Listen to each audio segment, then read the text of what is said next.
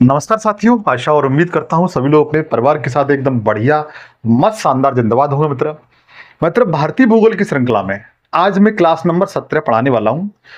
इस क्लास में हम भारत का नदी तंत्र पढ़ेंगे, बिल्कुल बेसिक से मेरे भाई। और मैं वादा करता हूँ मैं नदियों से संबंध 2 से 3 सेशन बनाऊंगा। भारत की जितनी भी महत्वपूर्ण नदियां हैं और उनकी जितनी भी सहायक नदियां हैं सारी कंप्लीट करा दूंगा मेरे भाई, आप चिंता ना करें। बस सेशन पूरा देखें। जब तक पूरा नहीं देखेंगे बीच में छोड़ के जाएंगे, जिम्मेदार आप होंगे बच्चों, क्योंकि ये जो टॉपिक है ड्रैगन सिस्टम वाला, अपवाह तंत्र वाला, यहां से हर प्रतियोगी परीक्षा में आप यूपीएससी से लेकर के ग्रुप डी तक का एग्जाम देते हैं बच्चों, 1 या 2 क्वेश्चन पूछा जाता है। चलिए बगैर देरी के चलते अपने शासन की ओर। हम लोग पढ़ने के लिए जा रहे हैं भारत का अपवाह तंत्र, नदी तंत्र मित्र। लेकिन जो कल मैंने पढ़ाया था, भारत के द्वीप समूह के बारे में, उनसे मैं 4 से 5 क्वेश्चन आपसे पूछता हूं, जरा बताएं मित्र। सबसे पहला क्वेश्चन बताएं, जो कल पढ़ाया था,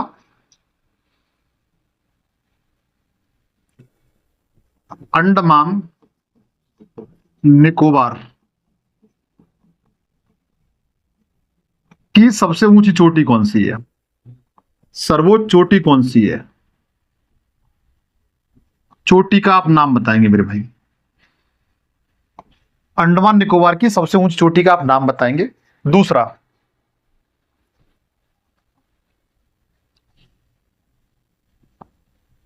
इंदिरा पॉइंट, इंदिरा पॉइंट किस द्वीप पर स्थित है? द्वीप पर स्थित है।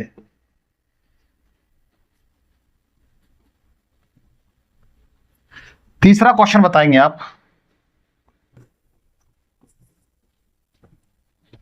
अंडमान निकोबार का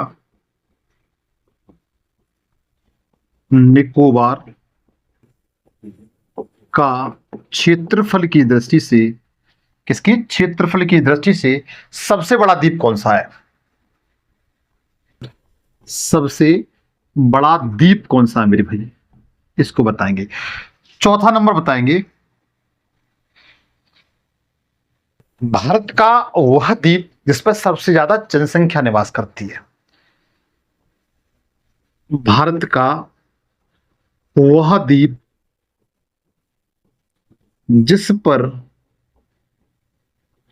सर्वाधिक जनसंख्या निवास करती है। क्या करती है?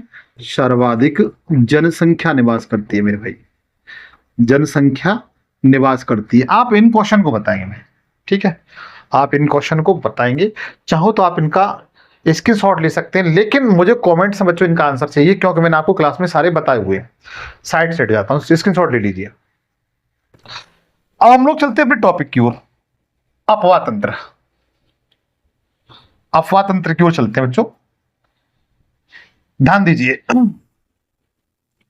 नदी तंत्र को बच्चों अपवाह तंत्र भी कहते हैं, इस बात को आप लोग अलग से नोट कर लेना। नदी तंत्र को अपवाह तंत्र भी कहते हैं, अपवाह तंत्र भी कहते हैं मेरे भाई। ड्रैगन सिस्टम भी बोलते हैं, रिवर सिस्टम भी बोलते हैं, और रिवर सिस्टम भी बोलते हैं, और ड्रैगन सिस्टम भी बोलते हैं। ठीक है, इतनी बातें मैं जानता हूं आप लोगों को समझ में आ चुकी होंगी। जरा ध्यान दीजिए। अब मान के चलिए सबसे पहले कोई नदी है बच्चों, ये वाली, ये कोई रिवर है मेरे भाई, जो इस तरह से जा रही है, इस तरीके से।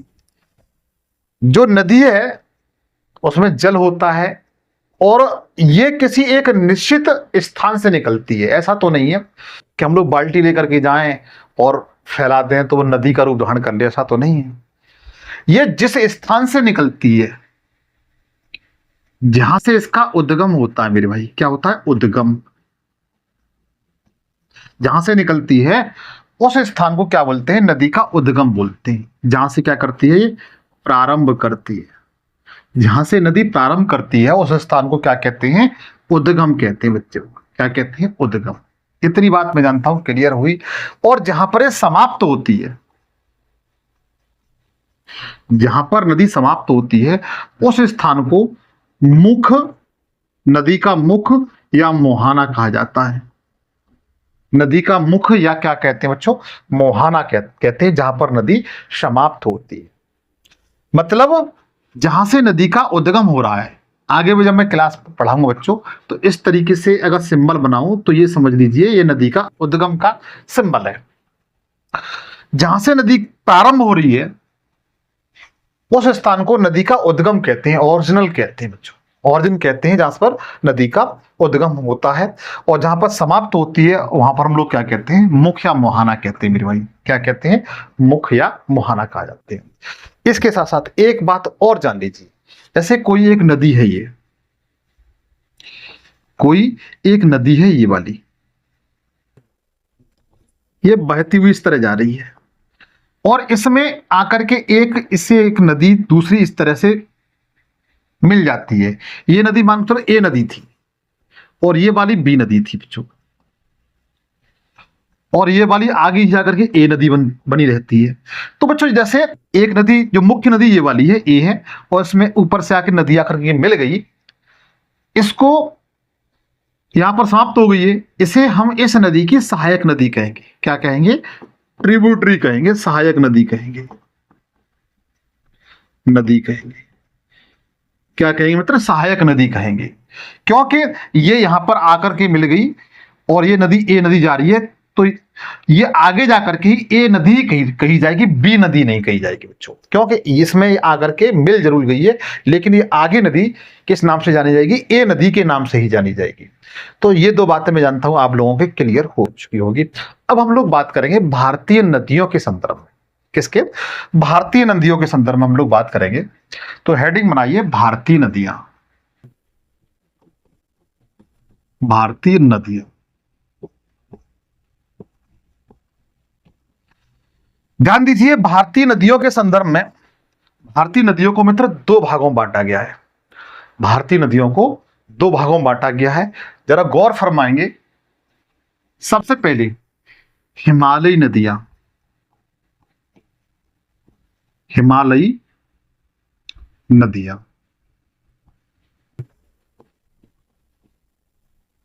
हिमालयी नदियां, इन्हें बच्चों, इन हिमालयी नदियों को उत्तर भारत की नदियां भी कहा जाता है। क्या कहा जाता है, उत्तर भारत की नदियां।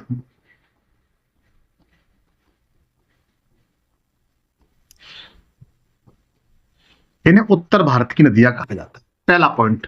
जो दूसरे प्रकार की नदियां हैं भारत में, वो आपकी प्रायद्वीपीय नदियां कहते हैं। प्रायद्वीपीय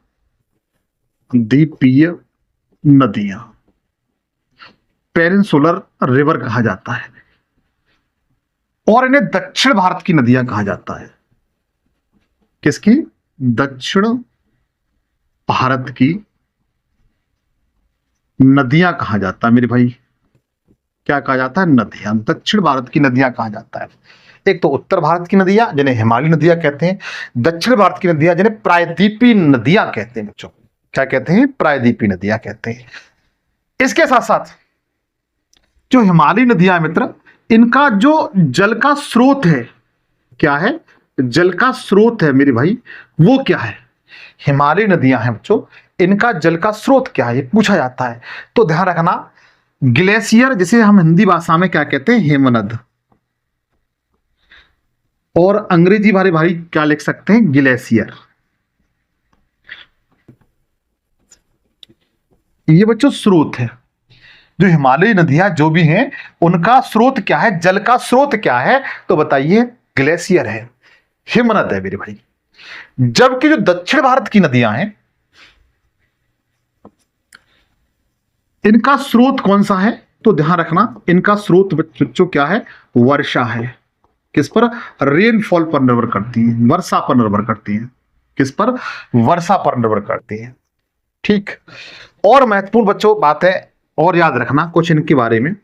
जो हिमालयी नदियां हैं, ये सदाबहार नदियां हैं, सदाबहार नदियां हैं।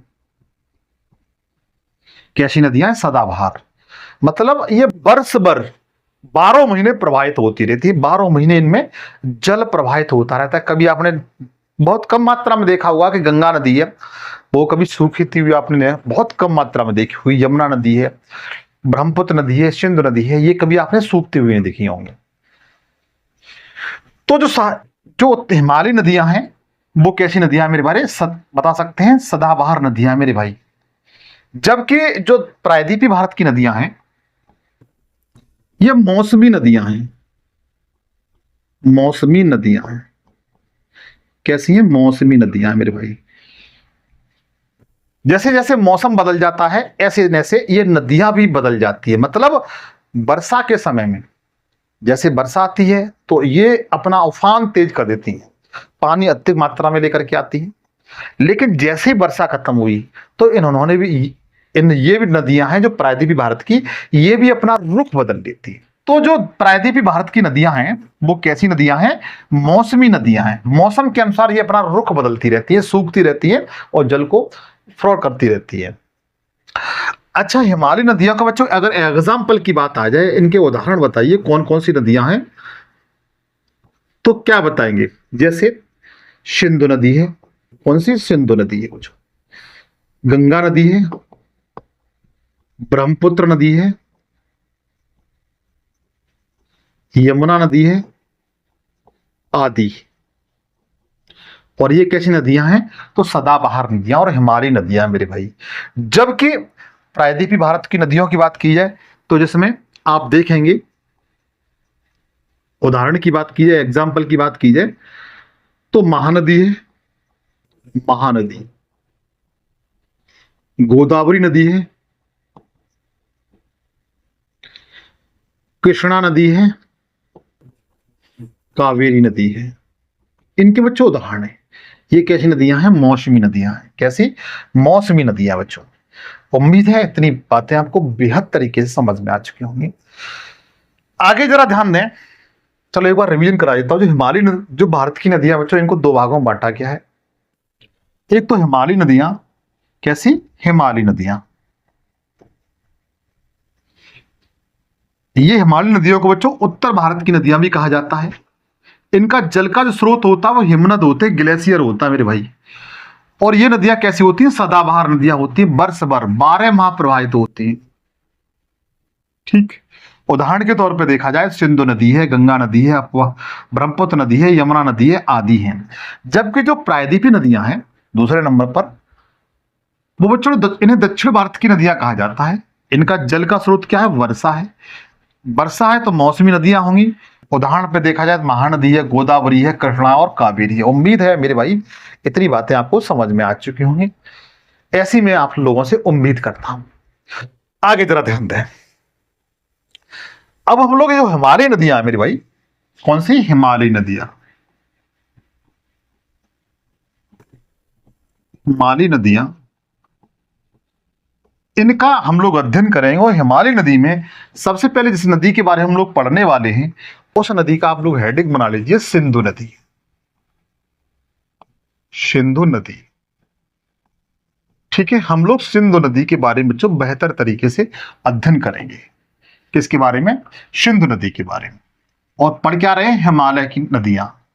हिमालय में बहुत नदियां हैं लेकिन सबसे पहले हम किसका अध्ययन करेंगे? तो बताइए, सिंधु नदी के बारे में हम लोग बेहतर तरीके से अध्ययन करेंगे बच्चों। अच्छा, सिंधु नदी को बच्चों इंडस रिवर भी कहा जाता है। अंग्रेजी विद्वान है वो, मेरे भाई हैं, वो इसे क्या कहते हैं? इंडस रिवर कहते हैं।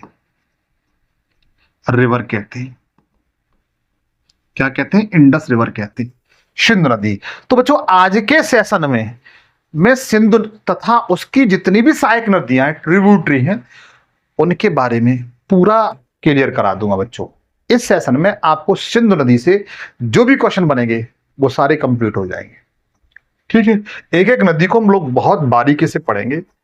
सबसे पहले अगर सिंधु नदी की बात की जाए तो आपको यह पता होना चाहिए कि सिंधु नदी कहां पर है। एक मैप के माध्यम से हम चीज पहले एक फिगर देख लेते हैं कि सिंधु नदी बच्चों वो कहां है। जरा ध्यान दें। हाँ, देखिए, एक मैप के माध्यम से हम लोग समझते हैं इन चीजों को। एक मैप के माध्यम से समझते हैं। देखिए, यह जो आपको दिखाई दे रही है, यहां से कैलाश पर्वत के पास में मानसरोवर झील है बच्चों। यहां से एक नदी निकली हुई है, ये वाली, तो मैं रेड कलर से इस तरह दिखा रहा हूं। ये आपकी नदी कौन सी है? सिंध नदी, इसीलिए हम लोग इंडस रिवर कहते हैं। क्या कहते हैं? इंडस रिवर कहते हैं मेरे भाई। और इस तरीके से पहले चीन में इसका उद्गम हुआ है, चीन के तिब्बत में मानसरोवर झील से भारत में आती है, उसके बाद पाकिस्तान में आकर के यहाँ पर ये अरब सागर में, कराची के पास में ये अरब सागर में गिर जाती है मेरे भाई। कहाँ पर? अरब सागर में गिर जाती है। तो इसके बारे में हम लोग बेहतर तरीके से अध्ययन करेंगे बच्चों। किसके बारे में? इंडस रिवर के बारे में। अब आपको तो ये तो क्लियर हो गया कि इंडस रिवर कहाँ प्रभावित होती है, इसका उद्गम कहाँ पर है और कहाँ पर ये गिरती है, इसका मुहाना कहाँ पर है और कहाँ पर ये इसका अंत होता है, और किन किन कंट्रियों में ये क्या करती है? प्रभावित होती है। तो आप लोग हेडिंग बनाइए। सबसे पहले 1 सेकेंड, हाँ, सबसे पहले इसका स्रोत देखते हैं। स्रोत क्या है इसका? इंडस रिवर का स्रोत क्या है? तो ध्यान रखिए, इसका जो स्रोत है इंडस रिवर का, वह मानसरोवर, जो मानसरोवर झील है बच्चों, तो इसके पास में क्या है? एक ग्लेशियर है। उस ग्लेशियर का नाम क्या है? तो बताइए। बोखर, बोखर चू हिमनद, बोखर चू ग्लेशियर या हिमनद, ठीक है। और ये कहां पर है? तो मानसरोवर झील के पास में। और मानसरोवर झील बच्चों कहां पर है? तो ध्यान रखना, ये तिब्बत में है। कहां पर? तिब्बत में है। और तिब्बत कहां है बच्चों? ये चीन में है। और इसके बाद जो मानसरोवर झील है बच्चों, एक बात और कोष्टक में लिख लेना, ये कैलाश पर्वत, कैलाश पर्वत, कैलाश पर्वत पर मानसरोवर झील स्थित है। जो मानसरोवर झील है वो कैलाश पर्वत पर स्थित है। वहां पर एक हिमनद है, बोखरचू हिमनद। और ये कहां पर है? तिब्बत। तिब्बत कहां पड़ता है? चीन में बच्चों, जहां से अपनी सिंध नदी का बच्चों क्या हुआ है? ओरिजिन हुआ है, उद्गम हुआ है। क्या हुआ है? उद्गम हुआ है। इतनी बातें मैं जानता हूं आप लोगों के समझ में आ चुकी होगी। अब जरा आगे जरा ध्यान दीजिए, इसकी जो लंबाई है,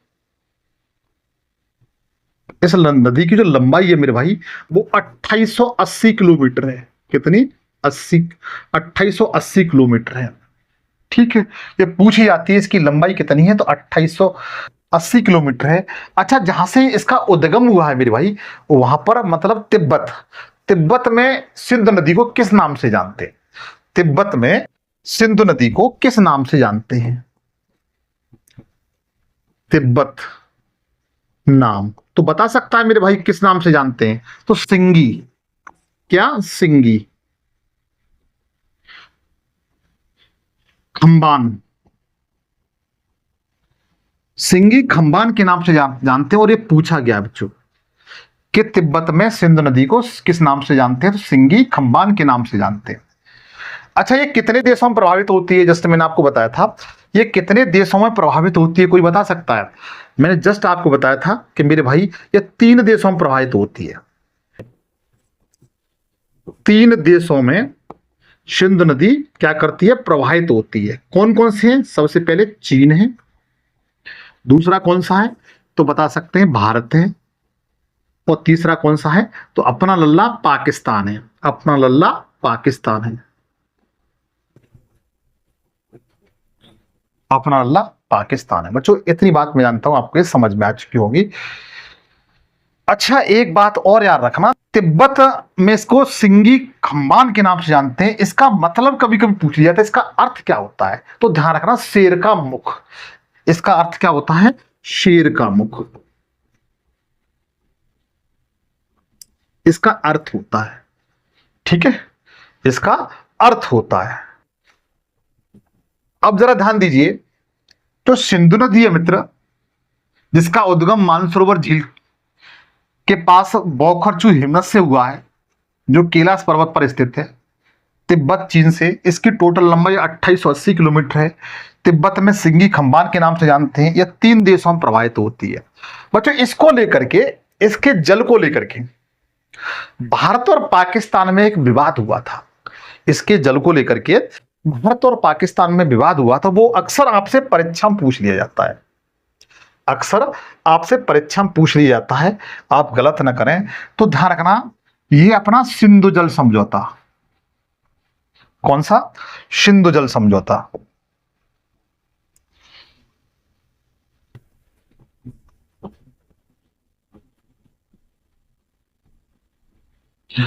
पहले ये पूछा जाता है कि सिंधु जल समझौता कब हुआ था।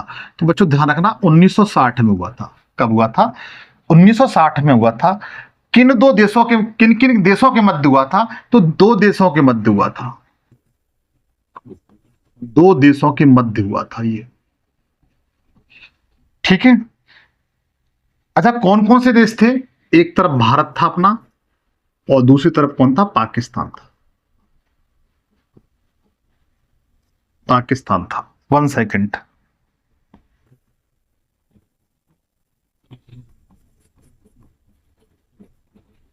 दूसरी तरफ कौन था बच्चों? पाकिस्तान। क्लियर हुआ? और इस बंटवारे में, इस बंटवारे में मुख्य भूमिका किसने निभाई? अक्सर आपने देखा होगा, जब परिवार में विवाद हो जाता है तो अपने रिश्तेदार या किसी नजदीक ऐसे किसी, या ऐसे किसी मजबूत आदमी को बुलाया जाता है जिससे दोनों पक्ष सहमत हो जाए। अक्सर रिश्तेदारों को बुलाते हैं। इसमें समझौते में जो अहम भूमिका भूमिका निभाई बच्चों, वो वर्ल्ड बैंक ने निभाई। किसने? वर्ल्ड बैंक ने। मुख्य भूमिका किसकी थी? विश्व बैंक की थी।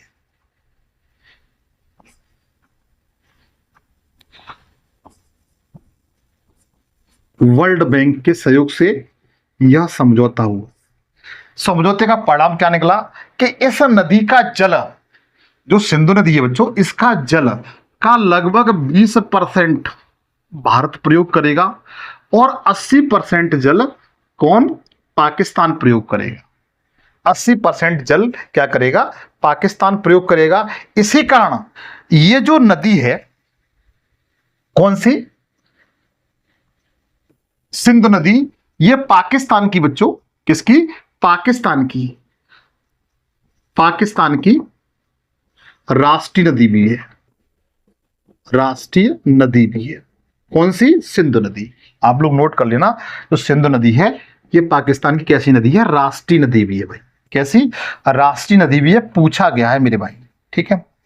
आप लोग इस तरीके से याद रख सकते हो। पूछा जा सकता है कि जो सिंधु जल समझौता है वो किसके सहयोग से हुआ था? तो विश्व बैंक के सहयोग से, जिसे हम लोग वर्ल्ड बैंक कहते हैं, विश्व बैंक के सहयोग से हुआ था। भारत ये समझौता कब हुआ? तो वर्ष 1960 में हुआ था। कितने देशों के मध्य हुआ था? तो दो देशों के मध्य हुआ। कौन कौन देश थे? भारत और अपना लल्ला पाकिस्तान। परिणाम क्या निकला कि 20% जल इसका भारत प्रयोग करेगा, और 80% जल इसका कौन प्रयोग करेगा? अपना लल्ला पाकिस्तान प्रयोग करेगा। उम्मीद है ये बातें आपको बेहतर तरीके से समझ में आ चुकी होंगी। बच्चों, अगर समझ में आ गई है तो चाहो तो आप इसका एक स्क्रीनशॉट ले सकते हो। मैं साइड से हट जाता हूं। अब जरा आगे ध्यान दीजिए, जो अपनी सिंधु नदी है बच्चों, जो अपनी सिंधु नदी है, कौन सी? सिंधु नदी, नदी। जरा इसके बारे में एक बात ध्यान रखिए, अगर पूछा जाए कि अपनी सिंधु नदी है किन दो पर्वत श्रृंखलाओं के मध्य प्रवाहित होती है, किन दो पर्वत श्रृंखलाओं के मध्य प्रवाहित होती है, क्वेश्चन बड़ा इंपॉर्टेंट है। तो इसके लिए हम लोग क्या करें, एक भारतीय मैप बनाएं सबसे पहले, ताकि चीजें आपको और बेहतर तरह से समझ में आ सके मेरे भाई। एक भारतीय मैप बनाते हैं ताकि चीजें आप समझ सकें भाई।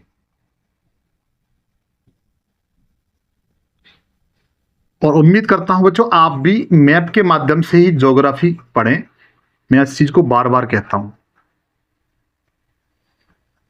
जरा ध्यान दीजिए, जो अपनी सिंधु नदी है बच्चों, वो इस तरीके से तिब्बत के पठार से निकली हुई है, मानसरोवर झील से, इस तरीके से, और पाकिस्तान में आती है। और यहां पर कराची के निकट, यहां पर कराची है, इसके बाएं तट पड़ता है, यहां पर पाकिस्तान का कराची शहर है, वहां पर आकर गिर जाती है अरब सागर में। कहां गिर जाती है? अरब सागर, इस तरीके से। टोटल लंबाई मैंने इसकी 2880 किलोमीटर बताई थी।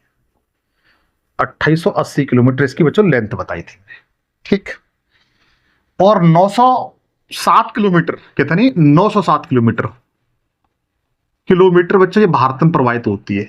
और भारत में जहां पर प्रवेश करती है वो स्थान कहलाता है दमचौक। दमचौक नामक स्थान पर प्रवेश करती है भारत में। और पूछा ये गया था क्वेश्चन कि ये जो नदी है बच्चों, ये किन दो पर्वत श्रृंखलाओं के मध्य प्रवाहित होती है। तो दो पर्वत श्रृंखलाएं जो आपके एग्जाम के लिए बहुत जरूरी है। एक तो ये वाली है, ये वाली दिखाई दे रही है, इसको लद्दाख लद्दाख पर्वत श्रेणी कहते हैं। और जो दूसरी वाली है मेरे भाई, वो ये वाली है, इसको जास्कर पर्वत श्रेणी कहते हैं। क्या कहते हैं, जास्कर पर्वत श्रेणी कहते हैं। तो ध्यान रखना, सिंधु नदी कौन कौन सी पर्वत श्रृंखला है, तो बताइए, लद्दाख रेंज और जास्कर रेंज के मध्य प्रवाहित होती है। इनके मध्य होकर के इस तरीके से प्रवाहित होती है। क्लियर, ये क्वेश्चन पूछा गया है। और इसके साथ साथ एक बात और याद रखिए, ये भारत के एक राज्य, भारत का जो एक राज्य है यूटी है, क्या यूटी, लद्दाख, लद्दाख से होकर प्रवाहित होती है, प्रवाहित होती है। और एक और महत्वपूर्ण बात मेरे भाई, लद्दाख की जो कैपिटल है, कैपिटल कौन सी है, लेह, लेह नगर, लेह नगर इस नदी के, सिंधु नदी के दाएं तट पर स्थित है बच्चों। किसके दाएं तट पर स्थित है, इस बात को अपने दिमाग में फीड कर लेना मेरे भाई। किस पर, दाएं तट पर स्थित है भाई, आप लोग याद रख सकते हो। लेह नगर है जो लद्दाख की राजधानी है, वह सिंधु नदी के दाएं तट पर बच्चों क्या है, स्थित है। सिंधु नदी किन दो पर्वत श्रेणियों के मध्य है, तो लद्दाख रेंज और जास्कर रेंज। क्लियर, उम्मीद करता हूं इतनी बातें आपको बेहतर तरीके से समझ में आ चुकी होंगी। अब जरा आगे ध्यान दीजिए, आगे ध्यान दीजिए। अब आपको जानना चाहिए दोआब के बारे में। किसके बारे में, दोआब। जहां से आपका एग्जामिनर आपसे प्रश्न पूछता है। कोई भाई बता सकता है दोआब किसे कहते हैं, कोई भाई बताए कि दोआब किसे कहते हैं। तो बच्चों ध्यान रखना, दो नदियों के मध्य की भूमि। कैसे, जैसे ये दो नदियां हैं, एक नदी ये है, ये, और एक नदी ये है। इसके बीच वाला जो पार्ट है ना मेरे दोस्त, ये वाला, ये वाला, ये वाला, इसे दोआब कहते हैं। कहते हैं, क्या कहते हैं, दोआब कहते हैं। ये फर्स्ट रिवर है और ये बी रिवर है। इनके बीच का जो वाला भाग है, ये क्या कहलाता है, दोआब कहलाता है। और बच्चों ये बड़ा उपजाऊ होता है, फर्टिलाइजर होता है। कैसा होता है, उपजाऊ होता है। मैं जानता हूं इतनी बातें क्लियर हो चुकी हैं। आप समझ गए कि दोआब किसे कहते हैं। तो दोआब दो नदियों के मध्य की भूमि को कहा जाता है।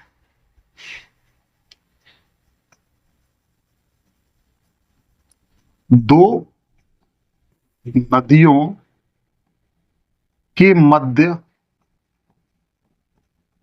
की भूमि को क्या कहते हैं बच्चों, दोआब कहते हैं। और ये बच्चों कैसा होता है, बहुत उपजाऊ होता है। कैसा होता है, बहुत उपजाऊ होता है। अब हम बात करेंगे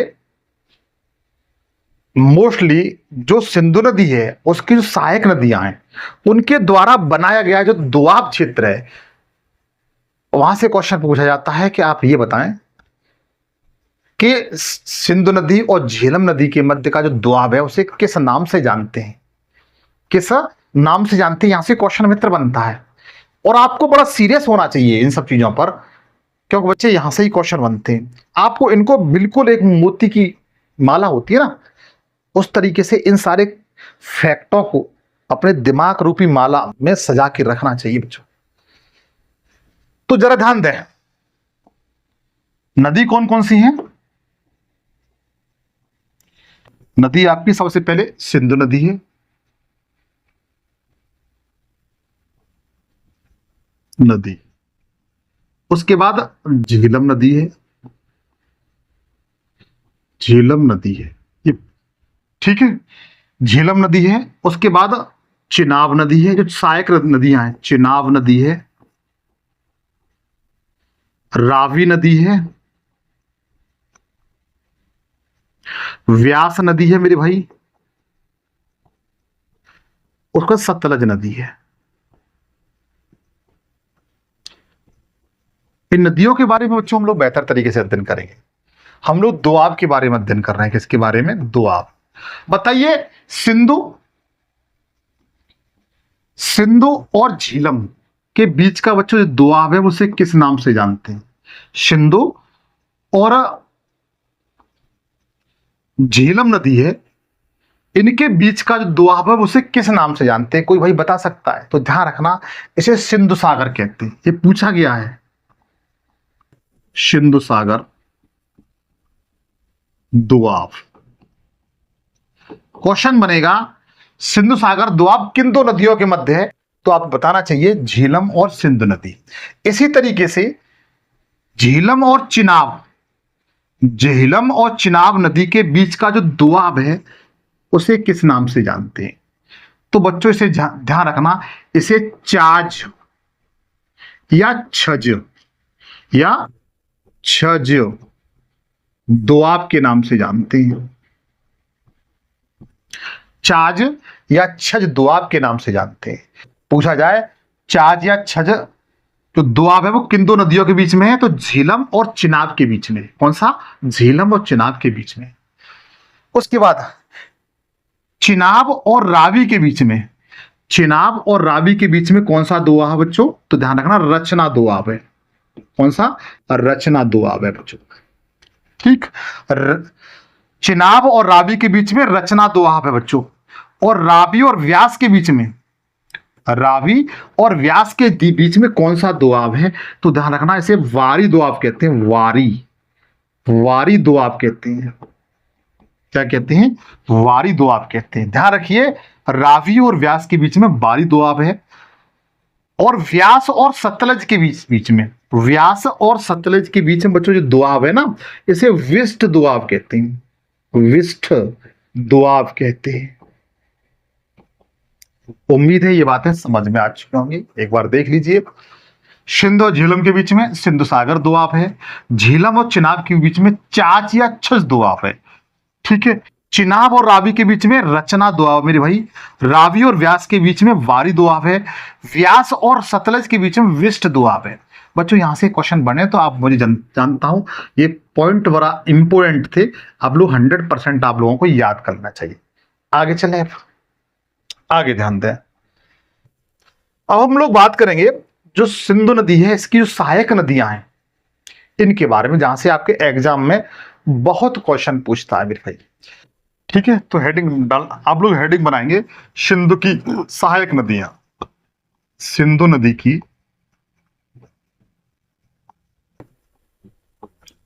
सहायक नदियां, ट्रिब्यूटरी।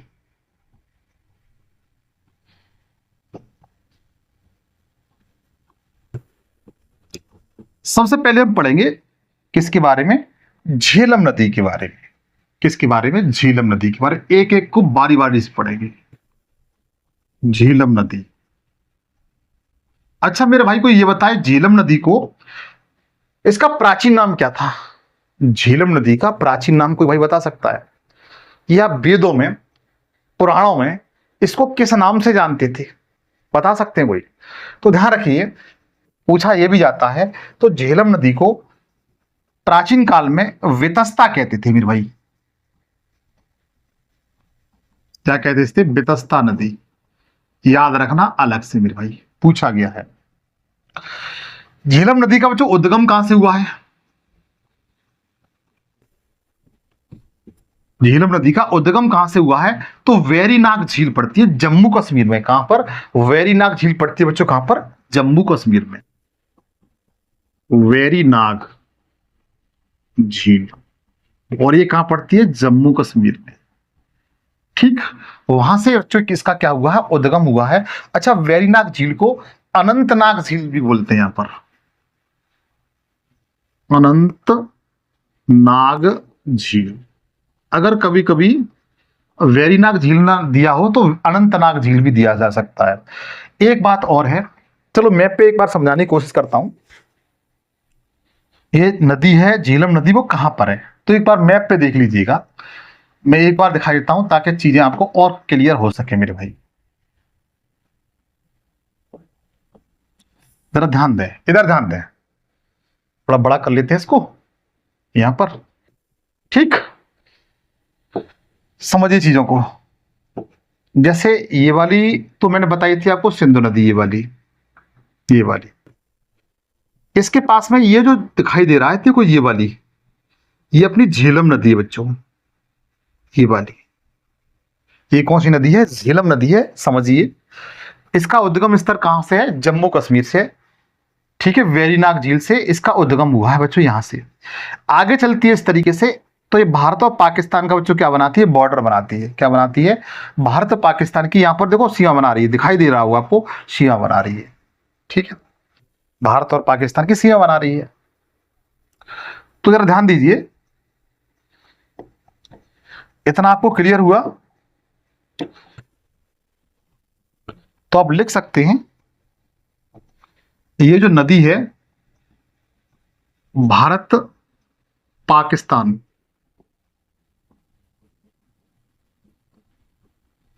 की सीमा पर प्रवाहित होती है, बहती है। क्या करती है? बहती है या प्रवाहित होती है। ये पूछा जा सकता है कि ऐसी कौन सी नदी है जो भारत और पाकिस्तान दोनों की सीमा बनाती है? तो झेलम नदी है मेरे भाई। कौन सी नदी है? झेलम नदी है, जो मैंने जिसके बारे में आपको बताया। एक और बात, जो जम्मू कश्मीर की जो राजधानी श्रीनगर है, तो श्रीनगर शहर है मेरे भाई, और डल झील इसी के तट पर स्थित है। किसके? इस झेलम नदी के तट पर स्थित है बच्चों। ठीक है, झेलम नदी के तट पर स्थित है, आप लोग याद रख सकते हो। इसकी अगर लंबाई की बात की जाए तो लगभग इसकी लंबाई है मेरे भाई 725 किलोमीटर समथिंग इसकी लंबाई। क्लियर हुआ? अगर इसकी बात की जाए इसकी सहायक नदियों की, किसकी? सहायक नदियों की। इसकी सहायक नदियां बच्चों इंपॉर्टेंट हैं, बहुत पूछी जाती है सहायक नदियां। इसकी सबसे महत्वपूर्ण पूछी जाने वाली जो सहायक नदी है उसका नाम है किशन गंगा। क्या नाम है? किशन गंगा। किशन गंगा, जिसे पाकिस्तान बच्चों क्या कहते हैं? नीलम कहते हैं। क्या कहते हैं? नीलम नदी कहते हैं। कहां पर कहते हैं बच्चों? पाकिस्तान में। किशन गंगा बहुत पूछी जाती है। किशन गंगा किसकी सहायक नदी है? तो बताइए, झेलम नदी की सहायक नदी है बच्चों। किसकी? झेलम नदी की सहायक नदी है। कौन सी? किशन गंगा, जिसे पाकिस्तान में नीलम नदी के नाम से जाना जाता है। और इसकी सहायक नदियों में देखा जाए तो पुंछ है मेरे भाई, पुंछ, ये पूछी गई है। और कुमार, कौन सी? कुनार है, कुनार नदी है, ये भी इसकी सहायक नदी है। तो आप एक दो को याद कर लेना जो आपके एग्जाम में पूछी जाती है। तो झेलम नदी बच्चों, जिसकी लंबाई 725 किलोमीटर है, बेतस्ता इसका प्राचीन नाम है, वेरीनाग या अनंतनाग झील के पास से निकली है जो जम्मू कश्मीर में है। भारत और पाकिस्तान के बच्चों ये सीमा का निर्धारण करती है। और श्रीनगर जो शहर है वो इसी के तट पर स्थित है। डल झील इसकी नियरेस्ट है। सहायक नदियों में देखा जाए तो किशन गंगा इसकी सबसे महत्वपूर्ण सहायक नदी है, जिसे पाकिस्तान में नीलम कहते हैं। पुंछ और कुनार इसकी सहायक नदियां हैं। उम्मीद है आपको झेलम नदी बेहतर तरह से समझ में आ चुकी होगी। अब जरा आगे चलिएगा, अगली नदी है चिनाब नदी। कौन सी मेरी दोस्त? चिनाब नदी। अगला हेडिंग डालिए, चिनाब नदी।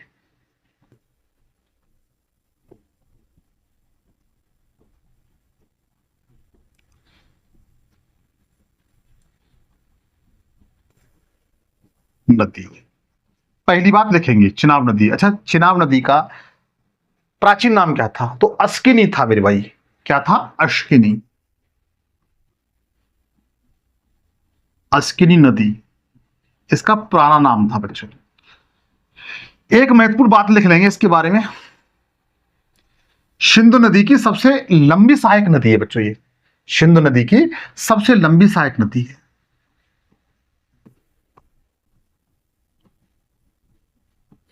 सबसे लंबी,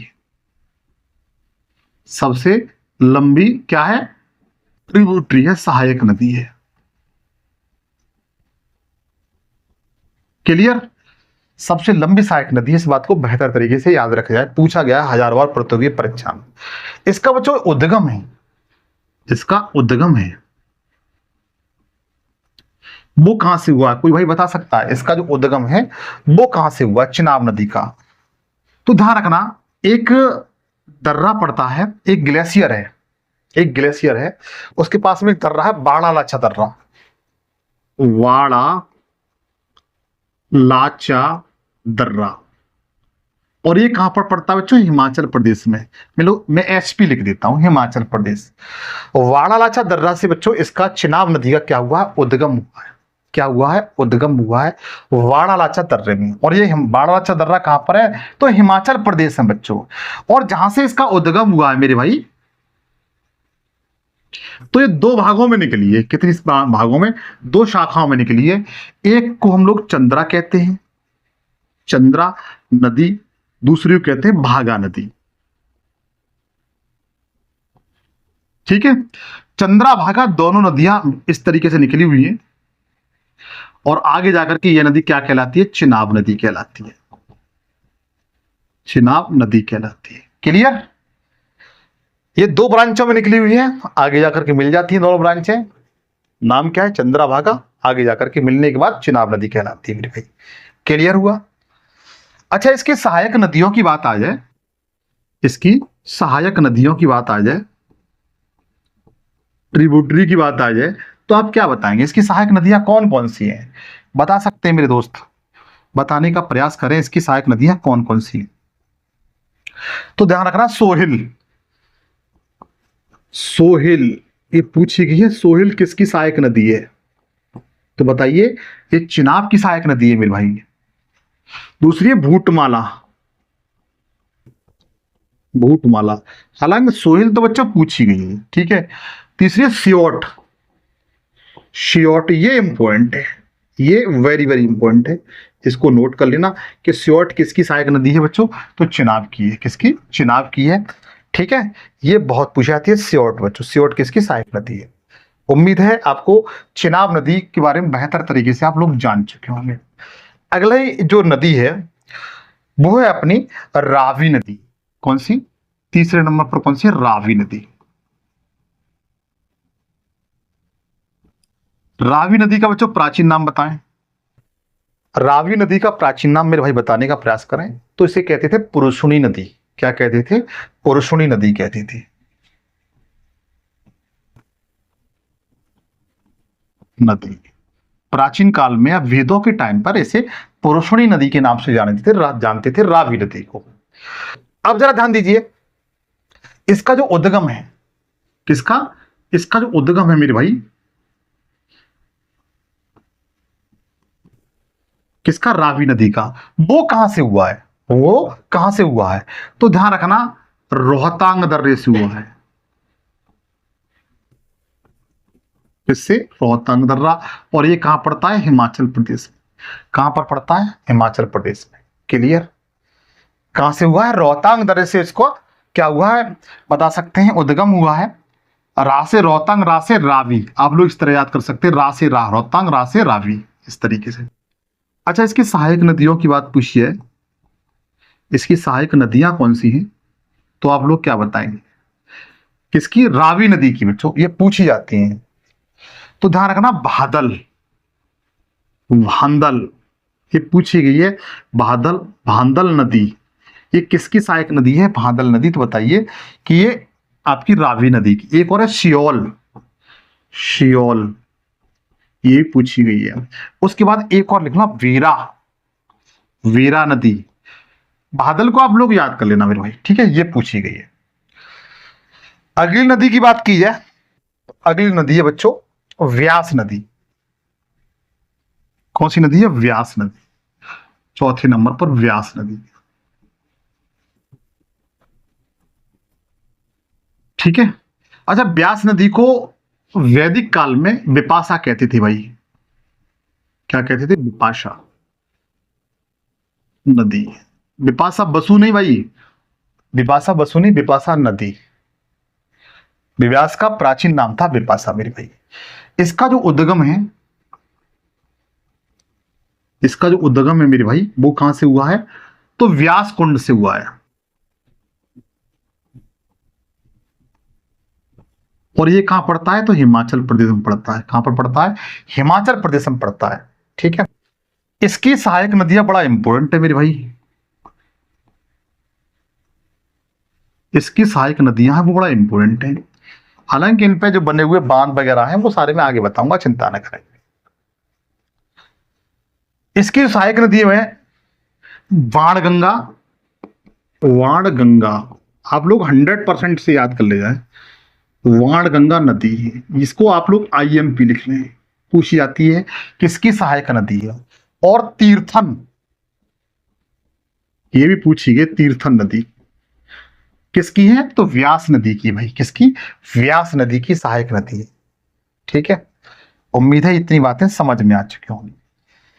और एक बात और महत्वपूर्ण लिख लीजिए मेरे भाई इसके विषय के बारे में, इस नदी के बारे में, कि यह हिमाचल प्रदेश मतलब भारत में से प्रवेश मतलब उद्गम इसका हुआ है। भारत में ही इसका उद्गम हुआ है और भारत में ही समाप्त हो जाती है, पाकिस्तान में नहीं जाती है। यह नदी पाकिस्तान में नहीं जाती है भाई। ठीक है, इस बात को भी ध्यान रखेंगे। यह भारत में सतलज नदी में मिल जाती है, मिल जाती है। अलग से नोट कर लेना, पाकिस्तान में नहीं जाती, में नहीं जाती, नहीं जाती। क्लियर? इतनी बात आपको क्लियर हुई मेरे भाई? लेकिन इसकी वाणगंगा और तीर्थन दोनों को, सहायक नदियों को आप लोग बच्चों 100% याद कर लेना मेरे भाई। अगला, अगली जो नदी है मेरे भाई वो आपकी सतलज नदी है। कौन सी? सतलज नदी है।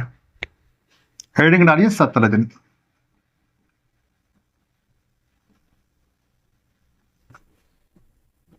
सतलज नदी को बच्चों वैदिक काल में क्या कहते थे? तो ध्यान रखना, शतुद्री कहते थे। क्या कहते थे? शतुद्री। तो नोट कर लीजिए, शतुद्री इसका पुराना नाम था, शतुद्री नदी। क्लियर हुआ? इसका प्राचीन नाम था मेरे भाई। इसका उद्गम कहां पर हुआ है? इसका उद्गम है मेरे भाई सतलज नदी का, वो कहां से हुआ है? तो याद रखना बच्चों, इसका जो उद्गम है वो राकस ताल, राकस ताल। कहां से? राकस ताल झील है वह। और ये कहां पड़ती है? तिब्बत में। कहां पर? राकस्ताल झील के पास, तिब्बत। तिब्बत में इसका बच्चों उद्गम हुआ है और मोस्टली कैलाश पर्वत से। किससे? कैलाश पर्वत से भाई। कैलाश पर्वत से बच्चों इसका उद्गम हुआ है, राकस्ताल से। इतनी बात क्लियर हुई। और यह हिमाचल प्रदेश में, कहां पर? हिमाचल प्रदेश में, एचपी में, हिमाचल प्रदेश में एक दर्रा है बच्चों, जिसे हम लोग सिपकीला दर्रा कहते हैं। कौन सा? शिपकीला, शिपकीला दर्रा से भारत में प्रवेश करती है। क्या करती है? भारत में प्रवेश, प्रवेश करती है मेरे भाई। जैसे समझिए, जैसे ये भारत का मैप है,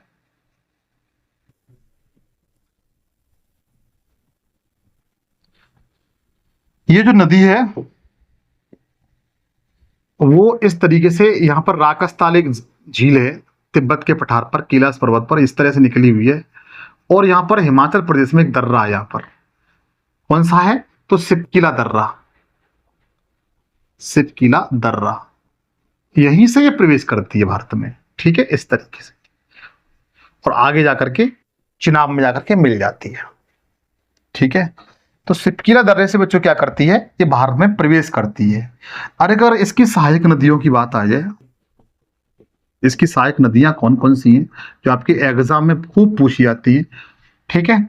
तो ध्यान रखना, इसकी सहायक नदियों में स्वाह, स्वाह और स्पीति, और स्पीति, स्वाह और स्पीति। 1 सेकेंड।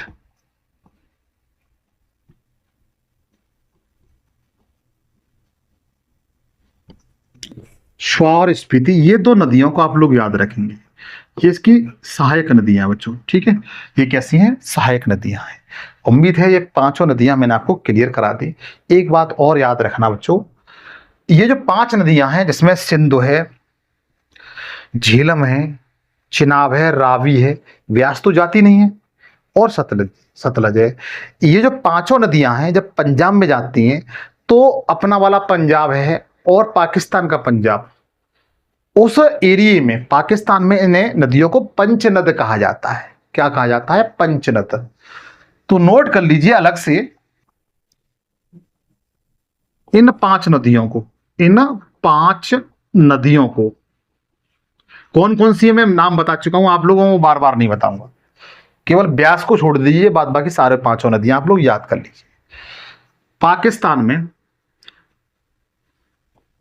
पाकिस्तान में, पाकिस्तान के पंजाब में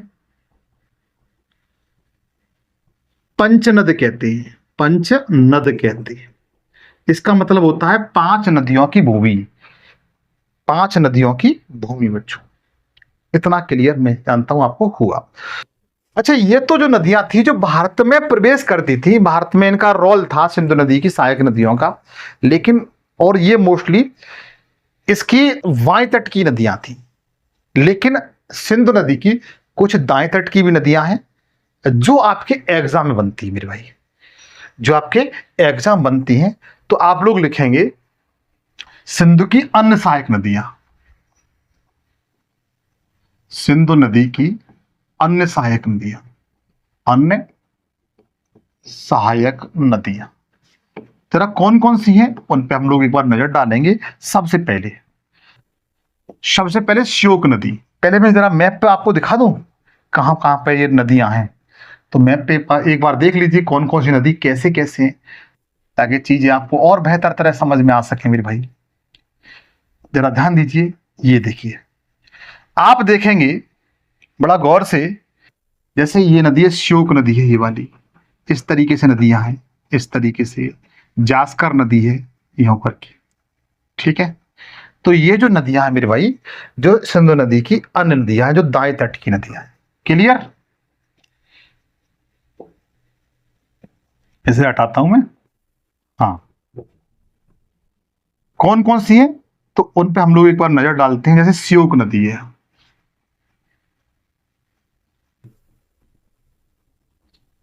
पूछा जाए श्योक नदी किसकी सहायक नदी है तो बताइए सिंधु नदी की सहायक नदी है। एक है बच्चों हुंजा नदी, हुंजा, हुंजा नदी, ये भी सिंधु की सहायक नदी है। एक है गिलगित, पूछी गई है गिलगित नदी, गिलगित नदी है मेरे भाई। एक है स्वात नदी, कौन सी, स्वात नदी है बच्चों, ठीक है। एक स्वात नदी है, एक नुब्रा नदी भी है, और नुब्रा घाटी भी है मेरे भाई, नुब्रा नदी भी है। और एक है आपकी जास्कर, जास्कर नदी, और जास्कर श्रेणी भी है। तो सिंध की बच्चों श्योक हुई, हुंजा हुई, गिलगित हुई, स्वात हुई, या नुब्रा हुई, जास्कर हुई। ये भी बच्चों सिंध की दाएं तट की नदियां हैं। कैसी, दाएं तट की हैं बच्चों,